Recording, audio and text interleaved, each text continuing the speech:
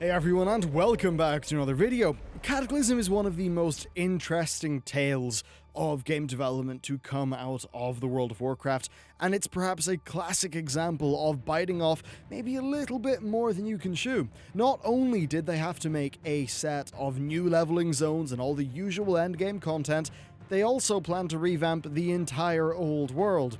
On the game system front, they then planned multiple class revamps, a brand new progression system, a talent overhaul, and then a continued rework of raid and dungeon difficulty. And then shortly afterwards, they then had to shift people over to the creation of Mists of Pandaria, and all of this was at a time before the large team expansion that happened during Mists.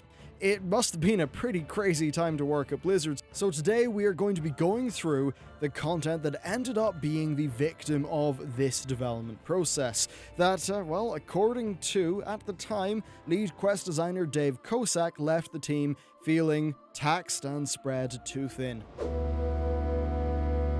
Okay, the Path of the Titans was planned to be a massive part of Cataclysm's endgame, essentially providing players with a whole new system to level up through after their character was capped at level 85.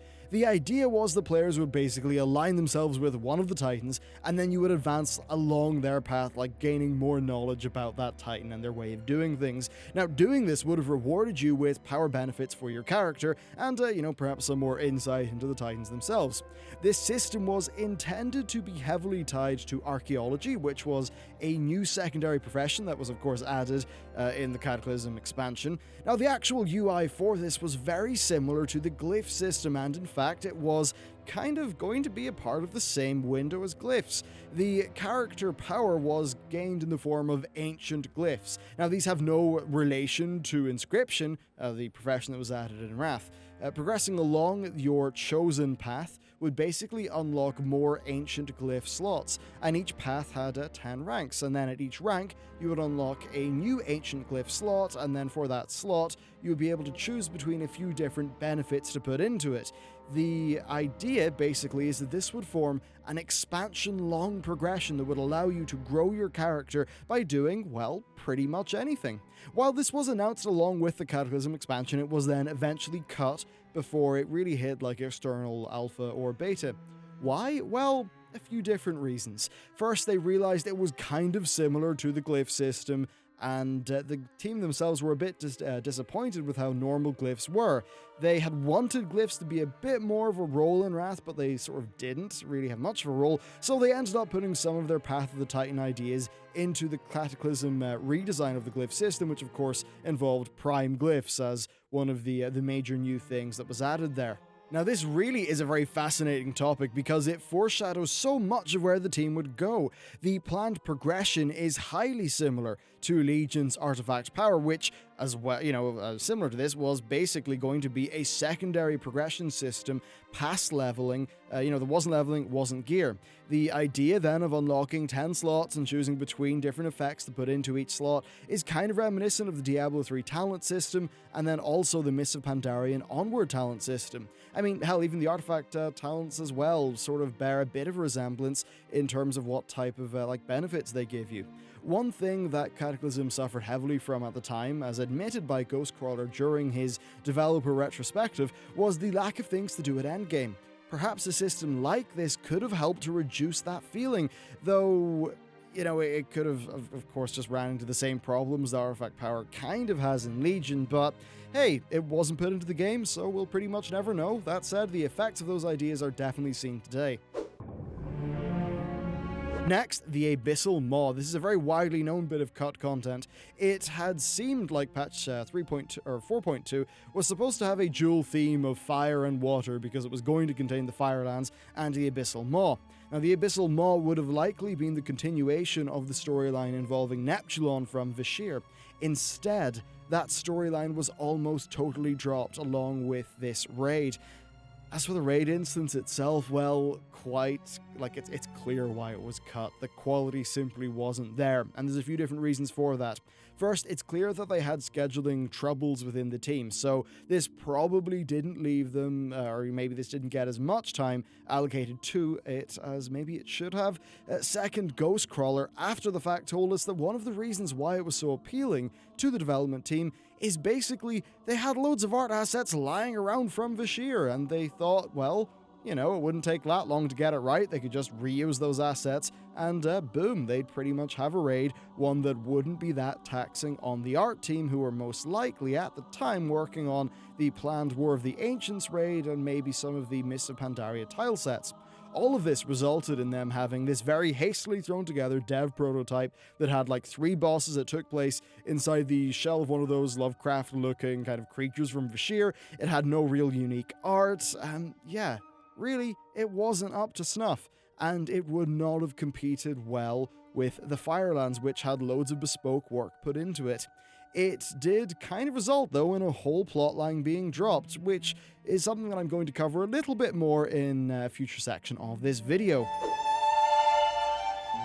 The final raid tier of Cataclysm is such a strange beast. Mostly reused art assets, only 8 bosses, and quite a few of them as well were kind of underwhelming.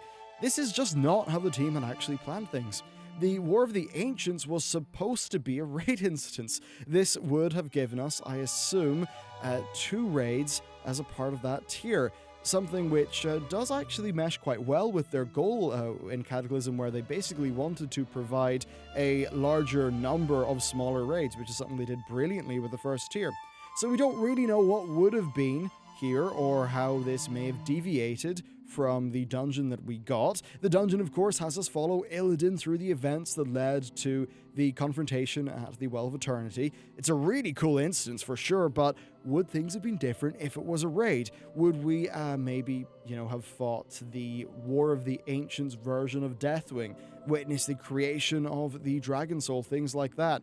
We'll never really know for sure. That said, at least this raid tier had plenty of dungeon content. It had the Hour of Twilight and then also the End Times dungeon, which showed us a future that was basically as if Deathwing's plan had came to fruition, and no longer needing him, the old gods forced him to impale himself on Wormrest Temple. A really nice bit of imagery indeed. We then, of course, prevented that timeline from happening by defeating Deathwing in the Dragon Soul raid. And next we've got the Battle for Gilneas City. So the Battle for Gilneas is, of course, in the game. It's a small enough A-B styled battleground that I really enjoy, but that's not how it was originally supposed to be. Its actual sort of first implementation was very different. It was a representation of the struggle for Gilneas City between the Alliance and the Horde that was fought after the initial invasion. The planned battleground would have taken place in the city itself, and the gameplay would have been focusing on controlling the various different districts of the city. Now, it seems to have been cut for a mixture of performance and gameplay related reasons. While what we eventually got maybe isn't that cool to look at, I do think that it's a tightly designed battleground that personally I find quite enjoyable. Now, it's also worth noting that there was another battleground planned, the Stranglethorn Crystal Mines. It did not make it into the game, but we did then, of course, have the Silver Shard Mine battleground from Mist, so maybe some ideas were just rolled into that. Now, this is a funny one, Deathwing's human form. The Cataclysm beta had us fighting the human form of Deathwing in the Twilight Highlands as a part of the questline where basically we help Alexstrasza in her attempts to fight him directly. Now, in the scene, Deathwing sprouts tentacles because, I guess of course he does, but it does ending kind of like roughly the same, it's just a different way of getting there. And there's more conversation this way. Now, after the questline, Deathwing gets gravely wounded, he has to leave and heal up, and this is kind of the reason, lore-wise, why we see so little of the guy over the expansion. I guess I understand Blizzard wanting to have a villain who's a bit less in your face, because maybe that didn't always work out perfectly with Arthas, but I think we definitely could have done with seeing more of Deathwing, and, being able to interact with him more as a villain. Now, doing that in his dragon form would have been really tricky because of the size, but running across him in human form as he tried to maybe infiltrate us or deal with his allies, I think that would have been a very cool thing. Now, I am the first to admit that this isn't a super consequential bit of cut content, but I do think that when you look at the whole of an expansion, any expansion, but especially Cataclysm, there are likely far more just small things like this that were snipped out. This is especially relevant to Cataclysm due to how much content had to be created to get it out of the door. Now next we've got the Explorers League and the Reliquary. Now I always found it really strange why you had the beautiful zone of Uldum, which had fantastic lore, and then they just crammed it full of pop culture references to the point where the joke was old a mere 20% through the quest line. Turns out the whole Harrison Jones thing didn't really, that wasn't the plan. In the Cataclysm beta, a number of the camps that were involved with the Harrison Jones questline, especially the Nazi Goblin one, that was replaced with Explorers League and Reliquary camps. The story here would have involved these factions skirmishing while they attempted to unlock the various different secrets of the zone, and eventually, of course, work out how to deal with the Tol'vir and the super weapon that's lying in the Halls of Origination. I think this would have been a way more enduring, in-depth, and just fitting questline for us to follow that would have expanded the lore with a more appropriate tone. A bit of a gag with Harrison Jones, yeah, sure, that's fine, but nothing, there's nothing more amateur than running a joke dry and then just keeping it on going for hours. I think this also would have fit with the broader theme of the Alliance and the Horde butting heads as they readjusted to the new world. Another strange thing about Uldum, actually, is its lack of voiced content. It's noticeably absent in comparison to the rest of the quest content in Cataclysm, and that does kind of suggest that there was maybe a change of plans late, sort of after things, maybe when the recording was already done and they weren't able to re-record lines, but that is kind of just speculation. Next, we've got the Twilight Highlands. So the Alliance currently get introduced by Fargo Flintlock.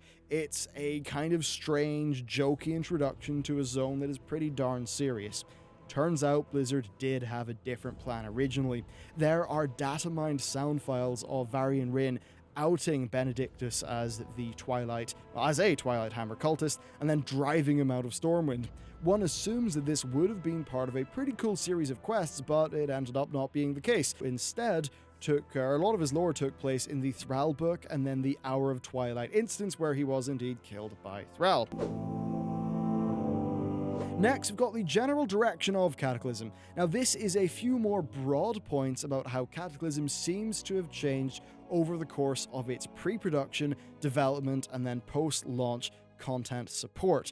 But it's important to say this isn't sourced, it's kind of speculation and educated guesses based on the research that I've done. So according to the 2009 BlizzCon Dungeons and Raids panel, the Firelands was actually planned for ship, along with the Skywall Raid, Blackwing Descent, and the Grim Batol Raid, which would later become the Bastion of Twilight. We've got a lot of raids we're planning to have at ship. We want to have 4 full raids ready to go at ship for everyone. We've always said we want to have more in-game content here than we ever had, and we plan on doing it. Now this plan then changed, of course, with Firelands and Abyssal Maw being part of a later patch, with Maw then being cancelled. This also has a tie-in to something Chris Metzen said during a BlizzCon. He mentioned that N'Zoth would be part of Cataclysm, and we know, of course, that N'Zoth is responsible for the corruption of Deathwing, and that he's located in the sea, and, he also created the Naga. The big missing link with all of that stuff is kind of the Abyssal Maw raid, or at least some of that lore. So my personal suspicion is that Cataclysm underwent significant scope change during its development and was shifted from being about Deathwing and then the reveal of his master to just being about Deathwing.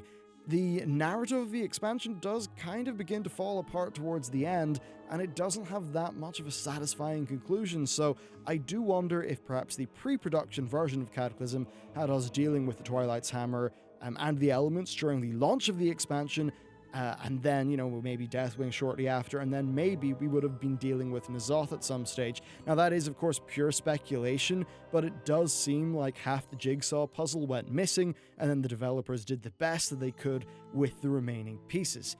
That said, it seems very likely that all that really cool N'Zoth lore is something that we could actually see in the game in the near future, which, is a bit of a bright point, I suppose. That's good. It's stuff I'd definitely be looking forward to. So to conclude, I still think parts of Cataclysm were a hell of an achievement. They managed to produce over 3,000 quests, 3 times as many as they did for Wrath of the Lich King. They reworked an entire world, like an entire game worth of zones. They launched what I thought was a hell of a strong initial raid tier. They broke new ground with the sort of the Firelands daily quest content, and then, by all accounts, Firelands was a pretty excellent raid instance as well. And now the developers did a series of retrospective blogs after Cataclysm had wrapped, and I really think they're worth reading. The devs are frank about where they think the expansion went wrong and went right, and honestly, it's a really refreshing read. I kind of wish they would do these dev water cooler blog posts a bit more often. I think they would go a long way to helping players understand where the developers are coming from and why some decisions end up being made. But guys, that's it for this video, and thank you very much for watching, and a special thank you to everyone who has helped me out on Patreon. Their support has allowed me to bring on a video editor, which has just made doing more long, in-depth videos like this way more possible. So yeah, guys, thank you very much for watching. Hope you enjoyed it, and I'll see you next time.